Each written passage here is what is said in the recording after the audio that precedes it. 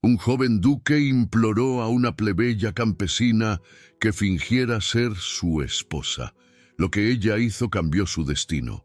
Había algo en el silencio de aquel palacio que presagiaba que todo cambiaría para siempre, aunque nadie imaginaba que sería una plebeya quien despertaría el alma rota de un duque condenado a perder su nombre.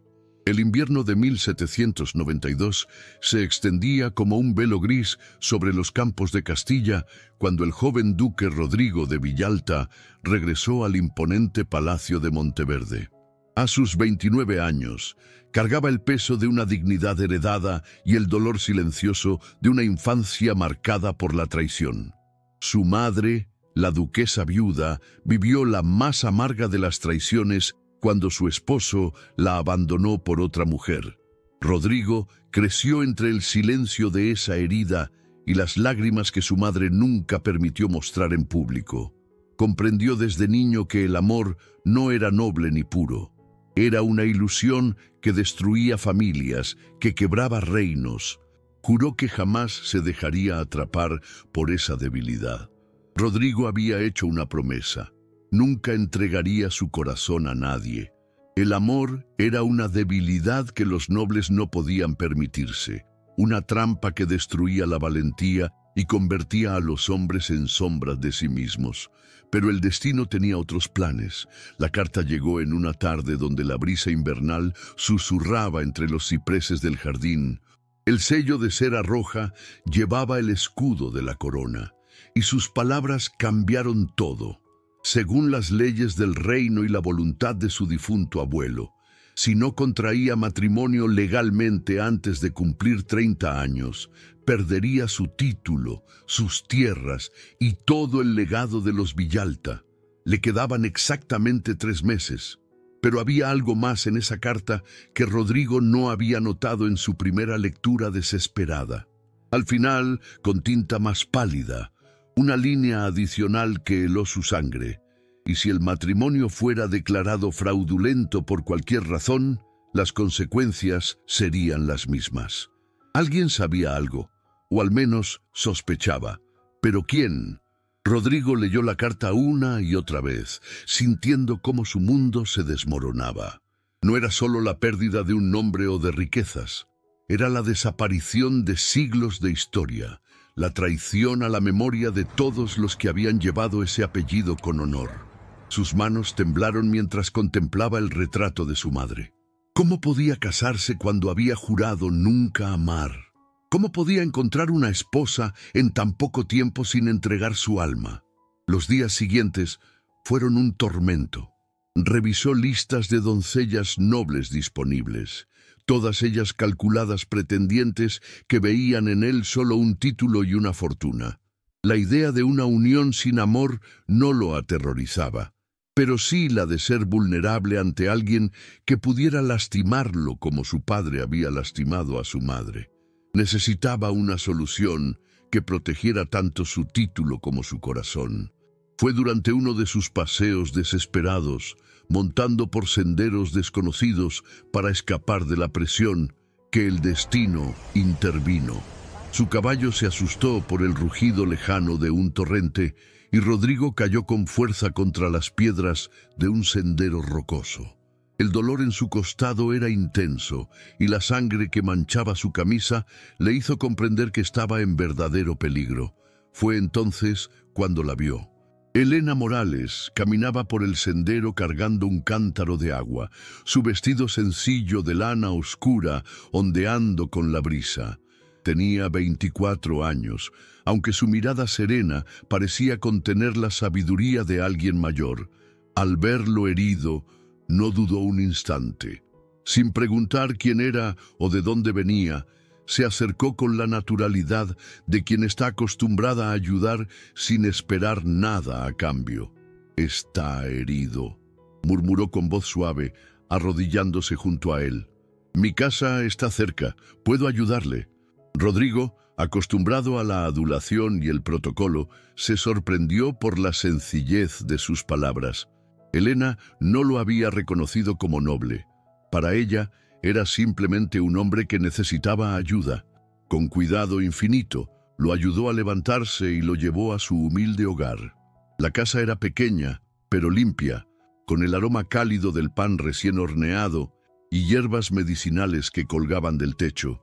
Elena vivía allí con su hermano menor, Tomás, un niño de 12 años cuyos ojos brillantes contrastaban con la preocupación que mostraba al ver a un extraño herido en su hogar.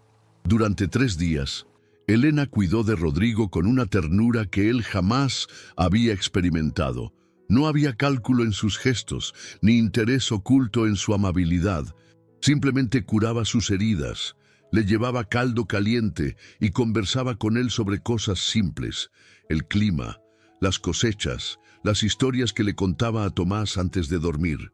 Era un mundo completamente diferente al suyo, donde la bondad no tenía precio ni condiciones. Rodrigo observaba cada gesto de Elena, la forma en que sonreía a su hermano, cómo sus manos trabajaban con delicadeza al cambiar sus vendajes, el modo en que cantaba suavemente mientras preparaba la comida. Había algo en ella que despertaba una paz que él creía perdida para siempre, y fue en esos momentos de quietud que una idea comenzó a formarse en su mente. Al 4.º día, ya recuperado, Rodrigo tomó una decisión que cambiaría sus vidas para siempre. «Elena», le dijo mientras ella recogía las hierbas del jardín, «necesito hacerle una propuesta que puede parecerle extraña». Ella se detuvo, mirándolo con curiosidad mezclada con cautela. «Soy el duque Rodrigo de Villalta», comenzó, y vio cómo los ojos de Elena se agrandaban con sorpresa. «Enfrento una situación desesperada que requiere una solución poco convencional. Necesito una esposa antes de 3 meses, o perderé todo lo que soy. Pero no busco amor ni una verdadera unión matrimonial. Busco un acuerdo». Elena retrocedió un paso, procesando sus palabras. «Me está pidiendo que finja ser mi esposa, solo por un tiempo, hasta que la ley se cumpla y mi título esté seguro. A cambio, le aseguraré que usted y su hermano nunca más tengan que preocuparse por dinero o tierra. Podrán vivir con dignidad y cuando todo termine, serán libres de seguir sus vidas». Elena guardó silencio por largo tiempo. Rodrigo sabía que la propuesta era absurda, casi ofensiva, pero la desesperación lo había llevado a considerarlo impensable. «¿Por qué yo?», preguntó finalmente. «Jean, porque en estos días he visto algo en usted que no he encontrado en ninguna de las damas de la corte. Una honestidad que me da confianza en que no intentará aprovecharse de la situación. Y porque…» se detuvo, buscando las palabras correctas. «Porque creo que es la única persona que podría ayudarme sin exigir mi alma a cambio». Elena miró hacia la pequeña ventana donde Tomás leía un libro gastado. Pensó en las amenazas recientes de don Carlos Mendoza, el vecino terrateniente que codiciaba su pequeña parcela y había prometido quitársela por las deudas de su difunto padre. Pensó en las noches en que se dormía preocupada por el futuro de su hermano, por cómo pagaría su educación o qué sería de él si algo le pasaba a ella. «Si acepto», dijo lentamente, «tendría condiciones». Rodrigo asintió, esperando. «Y primero, que no esperará de mí lo que normalmente se espera de una esposa. Segundo, que mi hermano podrá venir conmigo y recibir la mejor educación posible. Y tercero, que cuando todo termine, nos dejará en paz con la dignidad intacta. Acepto todas sus condiciones». Elena cerró los ojos, respiró profundo y extendió su mano. «Entonces, ayudaré a salvar su nombre, Excelencia». Los siguientes días fueron un torbellino de preparativos. Rodrigo, con la ayuda de aliados de confianza, creó una identidad noble para Elena, Leonor de Ávila, supuesta hija de un conde menor que había pasado años en un convento y ahora regresaba a la sociedad. Se inventaron documentos, se tejieron historias creíbles y se preparó todo para el engaño más elaborado que jamás había intentado. Entre los documentos Incluyeron una lista de conventos nobles, como San Jerónimo de Granada, para que Helena pudiera responder con confianza si le preguntaran por su pasado. Pero mientras Helena se preparaba para su nueva vida, un hombre encapuchado observaba desde las sombras del pueblo. Había estado siguiendo los movimientos de Rodrigo, tomando notas de cada visita, cada conversación. Cuando vio a Helena entrar al carruaje ducal vestida como una noble, sonrió con satisfacción siniestra. Tenía exactamente lo que necesitaba para destruir al duque de Villalta para siempre. La pregunta era, ¿cuándo sería el momento perfecto para actuar? Helena se transformó. Rodrigo trajo maestros que le enseñaron protocolo, baile, el arte de la conversación noble y la manera correcta de comportarse en cada situación social. Ella aprendía con una rapidez que lo sorprendía, memorizando nombres, historias familiares y costumbres, como si su vida dependiera de ello, que en cierto modo así era. Sin embargo, Helena confesó a Rodrigo su temor de no encajar entre los nobles, temiendo que su origen humilde la traicionara. Él la animó a confiar en su autenticidad. El día de su llegada al Palacio de Monteverde, Helena casi no se reconoció en el espejo. El vestido de seda azul océano realzaba su figura, y las joyas de la familia Villalta brillaban en su cuello como estrellas. Pero sus ojos seguían siendo los mismos, serenos, dignos, sin rastro de arrogancia artificial. La duquesa viuda María Isabel de Villalta, madre de Rodrigo, la recibió con una frialdad que podría congelar el verano. Era una mujer de 60 años, elegante y afilada como una espada, que había aprendido a leer las mentiras en los ojos de las personas después de haber vivido las suyas propias. «Así que usted es la misteriosa Leonor de Ávila», murmuró durante la cena de presentación, estudiando cada gesto de Helena. Es curioso cómo algunas personas aparecen justo cuando más se las necesita. Helena mantuvo la compostura, respondiendo con la educación que había aprendido, pero sin perder la autenticidad de su carácter. La vida tiene sus tiempos, excelencia. A veces los caminos se cruzan cuando menos lo esperamos.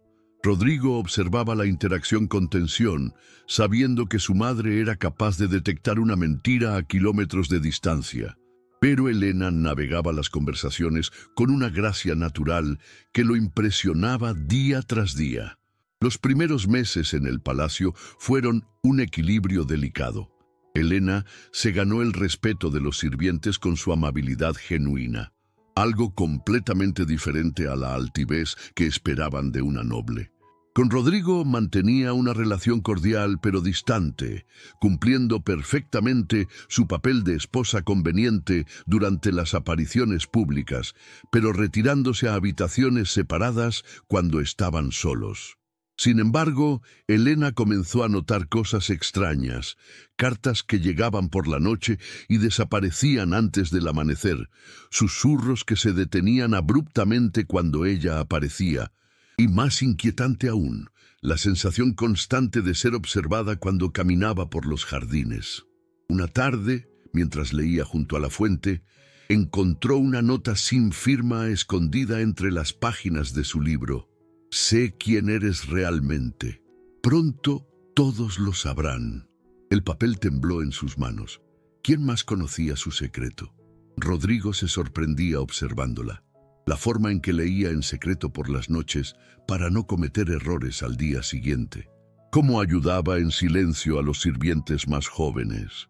La manera en que sonreía cuando nadie la veía, especialmente cuando recibía cartas de Tomás, quien estudiaba ahora en el mejor colegio de Madrid.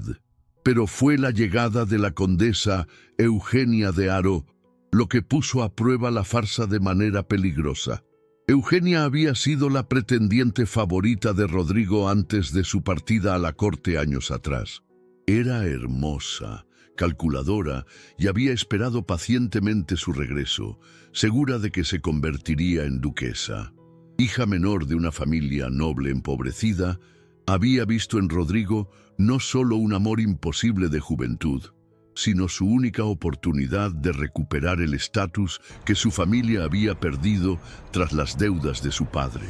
La noticia de su súbito matrimonio con una desconocida la había llenado de una furia fría y meticulosa, mezclada con la desesperación de quien ve desvanecerse su último refugio contra la pobreza. Llegó al palacio con una sonrisa perfecta y ojos que prometían tormenta. «Querido Rodrigo», ronroneó durante su primera cena juntas, «qué sorpresa tan inesperada ha sido tu matrimonio. Debo confesar que nunca había oído hablar de los de Ávila. ¿De qué región de España provienen exactamente? Hice mis indagaciones en la corte, y los registros de esa familia son sospechosamente escasos». Elena sintió la trampa en la pregunta, pero respondió con serenidad. «Somos una familia pequeña, condesa. Hemos preferido siempre la discreción a la notoriedad». «¡Qué admirable!», sonrió Eugenia, pero sus ojos brillaban con malicia. «La discreción puede ser tan útil, ¿verdad?». Desde ese momento comenzó una guerra silenciosa. Eugenia se quedó en el palacio como invitada extendida y cada día ideaba nuevas formas de humillar a Elena. Le hacía preguntas sobre historia familiar que no podía responder, la ponía en situaciones sociales comprometedoras y susurraba comentarios envenenados a otros nobles sobre los orígenes misteriosos de la nueva duquesa. Pero Eugenia no actuaba sola. Una noche, Elena la vio reunirse en secreto con una figura encapuchada en los jardines. No pudo escuchar la conversación, pero vio dinero cambiar de manos. El encapuchado, un espía contratado por Eugenia, había seguido a Elena desde el pueblo, confirmando su origen humilde. Al día siguiente, Elena recibió otra nota amenazante. 3 días. Confiesa tu fraude o lo haré yo. El tiempo se agotaba y Elena sabía que pronto tendría que tomar una decisión que cambiaría todo para siempre. Elena resistía cada ataque con dignidad, pero por las noches, sola en su habitación, sentía el peso de la mentira como una piedra en el pecho. Comenzó a preguntarse si Rodrigo se avergonzaba de ella, si lamentaba haber hecho aquel trato desesperado.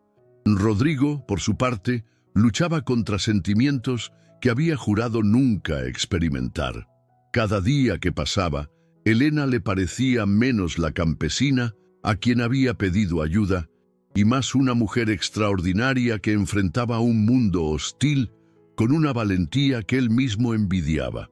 Sus conversaciones nocturnas en la biblioteca se habían vuelto el momento más esperado de su día. «¿Qué opina del libro de Cervantes?», le preguntó una noche, señalando el ejemplar que ella había estado leyendo. «Don Quijote me enseña que a veces la locura es la única forma de mantener viva la esperanza», respondió Elena, cerrando el libro suavemente, «aunque el mundo se burle de nuestros ideales». «¿Y usted tiene ideales por los que sería capaz de parecer loca?». Elena lo miró directamente a los ojos. «Creo en la justicia, en que las personas valen por sus acciones y no por su cuna. Si eso es locura, entonces soy tan loca como el Caballero de la Mancha». Esas palabras penetraron en Rodrigo más profundamente que cualquier declaración de amor. La forma en que ella analizaba los libros que leía, sus opiniones sobre la justicia y la bondad, la manera en que defendía a los más desfavorecidos, todo en ella despertaba una admiración que lo aterrorizaba. El momento decisivo llegó durante un gran banquete en honor del embajador francés, mientras España navegaba cautelosamente entre las tensiones revolucionarias que sacudían Europa. Los invitados lucían sus mejores galas. Los hombres con casacas de terciopelo adornadas con bordados dorados, y las damas con vestidos de seda francesa y peinados empolvados que seguían la moda de Versalles, a pesar de los acontecimientos políticos. Pero la verdadera tormenta estalló cuando llegó un visitante inesperado, el conde real Fernando de Ávila, primo lejano de los supuestos ancestros de Elena. Su aparición súbita en el salón hizo que la sangre se helara en las venas de Rodrigo. ¡Qué extraordinaria coincidencia!, exclamó el conde durante la cena, estudiando a Elena con curiosidad. Jamás había conocido a ningún miembro de nuestra rama familiar. ¿De qué convento dice que regresa, prima? Elena sintió cómo el peligro se cernía sobre ella como una tormenta. San Jerónimo de Granada, primo. Pasé allí varios años en contemplación. Curioso, murmuró el conde. Mi hermana estuvo en ese mismo convento hasta hace poco. Nunca mencionó a ninguna Leonor.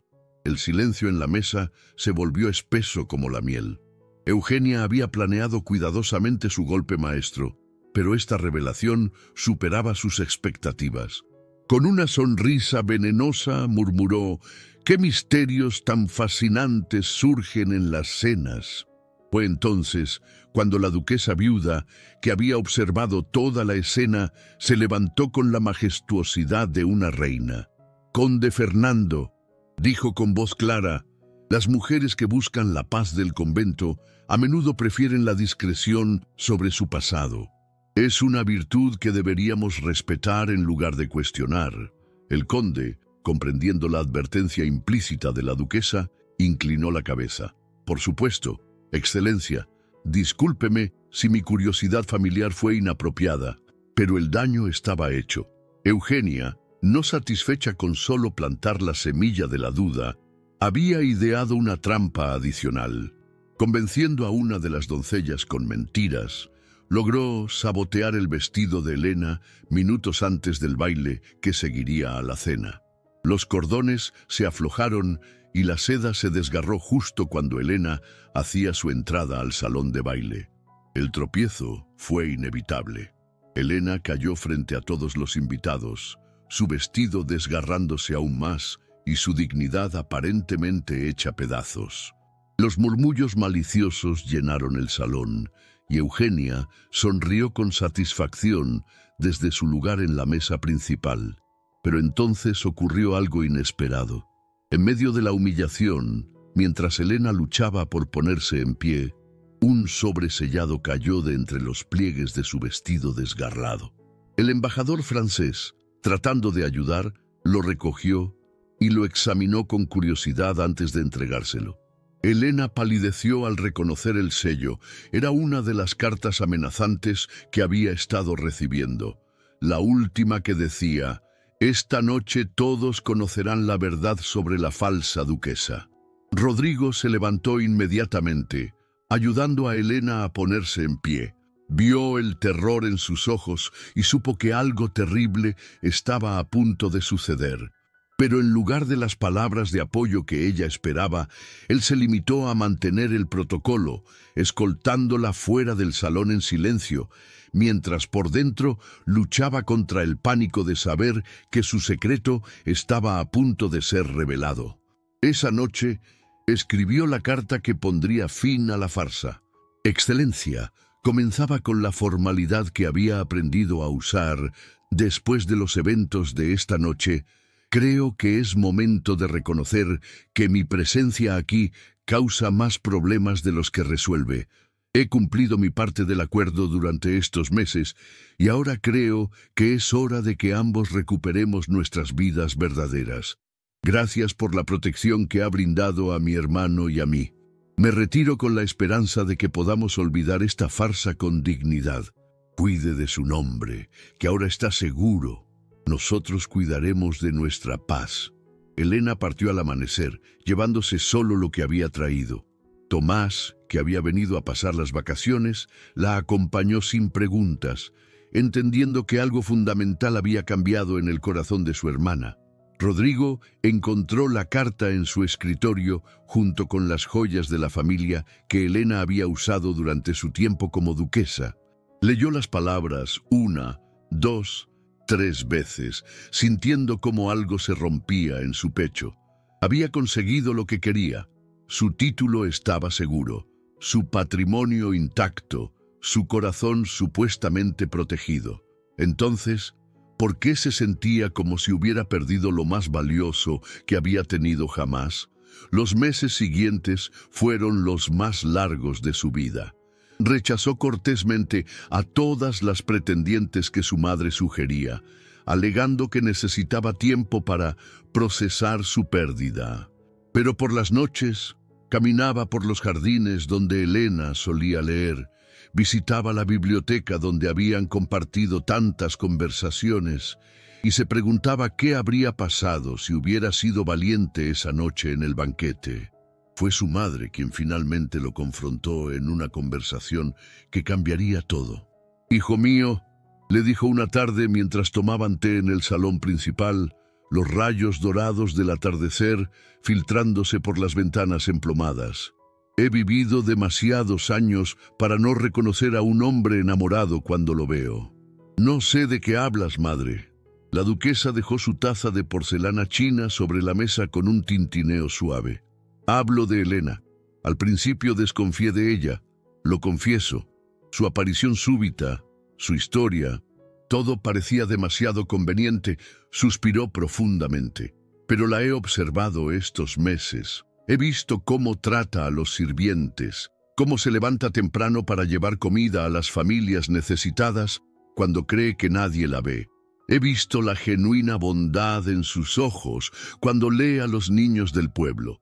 Esa autenticidad no se puede fingir, Rodrigo». El duque permaneció en silencio, pero su madre continuó. «Elena es la única mujer que te ha mirado con amor verdadero y no con ambición. La única que se fue sin pedir nada a cambio. Y tú la dejaste partir porque tienes miedo». Su voz se suavizó. «Cometí muchos errores en mi vida, hijo. Pero el mayor fue enseñarte que el amor era debilidad. El amor verdadero no es traición. Es el único valor que vale la pena defender». La duquesa se acercó a la ventana y suspiró. «Además, hijo mío, hay algo que debes saber. Esas cartas amenazantes que Elena recibía, las vi. Una de las doncellas me las trajo, preocupada por la seguridad de su señora. La doncella confesó rumores sobre el origen humilde de Elena, y las cartas, con sus alusiones a un fraude, confirmaron mis sospechas. Alguien sabía su verdadera identidad desde el principio, y ese alguien sigue ahí afuera, esperando el momento perfecto para actuar. Si realmente amas a Elena, debes encontrarla antes de que esa persona cumpla su amenaza». Rodrigo sintió que el mundo se tambaleaba bajo sus pies. «¿Qué amenaza, madre?»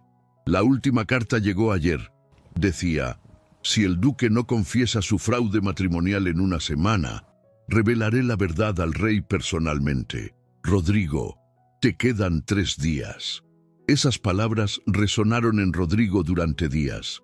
Recordó cada momento con Elena, cada sonrisa, cada conversación, cada instante en que había sentido paz a su lado. Se dio cuenta de que había estado tan ocupado protegiendo su corazón que no había visto cuándo dejó de ser necesario protegerlo. El viaje al pueblo donde Elena había crecido le llevó 2 días. Llegó al atardecer, cuando las campanas de la pequeña iglesia marcaban el final del día. Preguntó por ella y le dijeron que vivía en una casa al final del sendero principal, cerca de la escuela. Rodrigo había pagado las deudas de su padre a don Carlos Mendoza, asegurando que la casa de Elena y Tomás estuviera a salvo de amenazas. La encontró exactamente donde esperaba, sentada bajo un gran roble, leyendo historias a un grupo de niños que la escuchaban con los ojos brillantes de asombro. Tomás estaba entre ellos, ya más alto y con la confianza de quien está recibiendo la educación que siempre mereció. Cuando Elena lo vio, su rostro se transformó. Sorpresa, dolor, esperanza y miedo se mezclaron en sus ojos en cuestión de segundos. «Niños», dijo con voz temblorosa, «la historia continúa mañana. Vayan con sus familias». Cuando se quedaron solos, el silencio se extendió entre ellos como un puente incierto. «Tú si viene por gratitud, ya fue dada», murmuró Elena sin mirarlo a los ojos. «Si viene por el nombre, ya no lo necesito. Mi hermano está bien, yo estoy bien. Puede regresar a su vida con la conciencia tranquila». Rodrigo se acercó lentamente, como quien se aproxima a un pájaro herido que podría volar ante cualquier movimiento brusco. Vengo porque pasé estos meses pensando que podía seguir igual que antes, pero no puedo. Su voz se quebró ligeramente. Usted me cambió, Elena. Lo que siento no tiene que ver con promesas o contratos, sino con su voz cuando lee, con su silencio cuando piensa, con su presencia que convierte cualquier lugar en hogar. Elena sintió las lágrimas quemando sus ojos, pero las contuvo. No puede decir esas cosas. No después de tanto tiempo. No después de... ¿Después de qué? De demostrar que soy un cobarde. ¿De permitir que se fuera sin luchar por usted? Rodrigo se arrodilló frente a ella, tomando sus manos temblorosas. Esa noche en el banquete, cuando Eugenia la humilló, debí defender su honor. Debí decirle a todos que usted valía más que cualquier título o fortuna, pero tenía miedo. ¿Miedo de qué? De admitir que la amaba, de reconocer que había encontrado exactamente lo que juré nunca buscar. Sus ojos se llenaron de una ternura que Elena nunca había visto. ¿Nunca sintió nada? ¿Ni una sola vez? Elena cerró los ojos y las lágrimas finalmente se derramaron. Lo sentí cada día, cada noche, cada momento en que fingía ser alguien que no era para estar cerca de usted. Su voz se quebró, pero pensé que era un castigo sentir algo tan profundo por alguien que nunca podría tener realmente. Entonces, susurró Rodrigo, acercándose hasta que pudo sentir el perfume sutil de rosas que siempre la acompañaba. ¿Podemos empezar de nuevo? Sin mentiras, sin títulos falsos, sin miedo. Solo usted y yo, con nuestros nombres verdaderos y nuestros corazones sinceros. Elena abrió los ojos y lo miró como si fuera la primera vez. Vio al hombre que había aprendido a amar detrás de todas las máscaras de la nobleza. Vio la vulnerabilidad que él había escondido durante tanto tiempo, la ternura que había florecido a pesar de sus miedos. ¿Está seguro? ¿Una plebeya y un duque? ¿No será otro tipo de mentira? La única mentira sería fingir que no la amo. El resto lo construiremos juntos. Rodrigo se levantó y le extendió la mano, no como el duque que había sido, sino como el hombre que quería llegar a ser junto a ella. Elena miró esa mano extendida, símbolo de una nueva promesa, de un nuevo comienzo. Lentamente, sin veus ni coronas, sin protocolos ni secretos, puso su mano en la de él. Entonces, empecemos de nuevo, murmuró, pero esta vez empecemos con la verdad. El beso que siguió fue suave como el susurro del viento entre las hojas del roble. No fue el beso de un duque y una falsa condesa, sino el de dos almas que habían encontrado su hogar una en la otra. Tomás, que había observado desde la ventana de la casa, sonrió con la sabiduría de los hermanos menores que entienden el amor antes que los mayores se atreven a nombrarlo. Meses después, cuando la primavera cubría de flores los jardines de Monteverde, Elena y Rodrigo se casaron por segunda vez. Pero esta boda fue diferente. No hubo mentiras ni nombres falsos. No hubo condiciones ni contratos. Solo dos personas que habían aprendido que el amor verdadero no es una debilidad, sino la mayor valentía que puede tener un corazón. Elena nunca volvió a fingir ser quien no era. Como duquesa verdadera, transformó el palacio en un lugar donde la bondad valía tanto como la alcurnia, donde los niños del pueblo podían venir a aprender, donde las puertas estaban abiertas para quienes necesitaban justicia o esperanza. Y Rodrigo aprendió que proteger el corazón de quien amas no significa construir muros, sino crear un espacio donde ambos puedan crecer sin miedo. La condesa Eugenia, al enterarse de la verdad, comprendió que había perdido mucho más que un matrimonio conveniente. Había perdido la oportunidad de presenciar cómo el amor verdadero puede transformar incluso los corazones más cerrados. En las tardes de verano, cuando la brisa mueve suavemente las cortinas de seda del palacio, Elena y Rodrigo aún se sientan bajo su roble favorito. Ella lee historias, él escucha en silencio, y ambos saben que han encontrado la historia más hermosa de todas, la suya propia, escrita con tinta de verdad en el pergamino de sus corazones unidos. Y si alguien pregunta cómo una plebeya pudo cambiar el destino de un duque, la respuesta es simple. A veces, salvar un nombre significa estar dispuesto a perder todo lo que creías que te definía, para encontrar todo lo que realmente eres cuando amas sin condiciones. El eco de sus voces se pierde entre las piedras centenarias del palacio, pero su historia permanece como testimonio de que el amor verdadero no conoce de títulos ni de clases sociales. Solo conoce de almas que se reconocen y deciden caminar juntas, sin importar qué tempestades puedan enfrentar. Pasaron los años y la historia de Elena y Rodrigo se convirtió en leyenda en toda Castilla. Los trovadores cantaban en las plazas sobre la plebeya que había salvado no solo el título de un duque, sino su alma. Las madres contaban a sus hijas cómo el verdadero amor puede florecer incluso en los terrenos más áridos del protocolo y la rigidez social. El Palacio de Monteverde se transformó bajo la influencia de Elena. Los jardines que antes servían solo para el ornato, ahora alimentaban a las familias necesitadas. Las bibliotecas cerradas se abrieron para enseñar a leer a los hijos de los campesinos. Los salones que resonaban con conversaciones vacías ahora escuchaban las risas de niños que aprendían historia y matemáticas junto a los pequeños nobles. Rodrigo descubrió que liderar con el corazón no lo hacía débil, sino más fuerte. Sus tierras prosperaron como nunca, no solo por la abundancia de las cosechas, sino por la lealtad genuina de quienes trabajaban en ellas. Los siervos ya no le temían, lo respetaban porque sabían que él y Elena los veían como personas, no como herramientas. Tomás creció hasta convertirse en un joven brillante, estudiando leyes en la Universidad de Salamanca con el sueño de defender a los desfavorecidos en los tribunales. Elena lo visitaba regularmente, y él siempre la recibía con la misma sonrisa radiante de cuando era niño, orgulloso de la hermana que había tenido el valor de elegir el amor por encima de la seguridad. La duquesa viuda, que al principio había desconfiado de Elena, terminó por amarla como a la hija que nunca tuvo.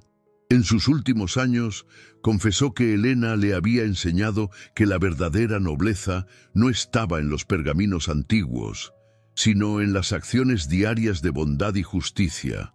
Incluso la condesa Eugenia, después de años de resentimiento, encontró la paz. Conoció a un viudo bondadoso que valoró su inteligencia por encima de sus intrigas y aprendió que la felicidad verdadera no se conquista arrebatándola a otros, sino construyéndola con paciencia y autenticidad. Los hijos de Elena y Rodrigo crecieron conociendo la historia completa de sus padres, no como una fábula edulcorada, sino como la verdad hermosa y compleja de dos personas que habían encontrado el valor de ser vulnerables. Aprendieron que el amor requiere valentía, que la honestidad es el fundamento de toda relación duradera y que la verdadera riqueza está en tener alguien con quien compartir tanto las alegrías como las tempestades de la vida. Y así, en el silencio dorado de los atardeceres de Castilla, mientras las campanas de la iglesia del pueblo marcaban el paso sereno del tiempo, Elena y Rodrigo escribieron el capítulo más hermoso de la historia de los Villalta, aquel en que el amor venció al miedo. La verdad triunfó sobre la mentira, y dos corazones encontraron en la libertad de ser auténticos la mayor nobleza de todas. Queridos amigos, gracias por acompañarnos en esta historia de amor de una época en que los corazones valientes desafiaban las convenciones sociales y el amor verdadero triunfaba sobre todas las adversidades. Si esta historia tocó tu alma, déjanos tu like y suscríbete al canal para más romances de época que te harán suspirar y soñar. No olvides revisar el mensaje especial que hemos dejado en el comentario fijado. Que Dios te bendiga y hasta la próxima historia.